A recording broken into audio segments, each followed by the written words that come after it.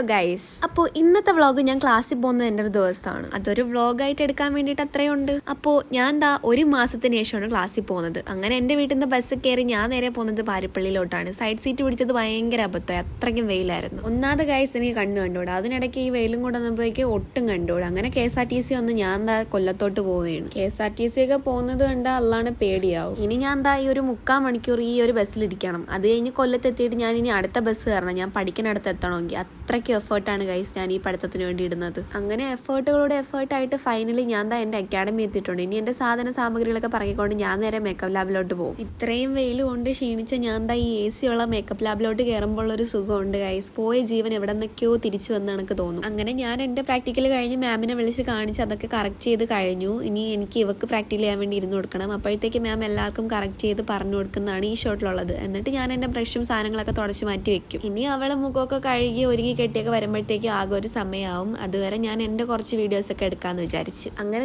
അവളെ പ്രാക്ടിക്കലും കഴിഞ്ഞിട്ട് ഞങ്ങൾ നേരെ അവിടെ നിന്ന് ഇറങ്ങാൻ പോവുകയാണ്. ഇപ്പോൾ ഉള്ള ഈ ചിരിയൊക്കെ താണ്ടി ഇവിടെ നിന്ന് അങ്ങോട്ട് വെളിയിലോട്ട് ഇറങ്ങുമ്പോഴത്തേക്കും ആ ചിരിയെല്ലാം അങ്ങ് മാറും.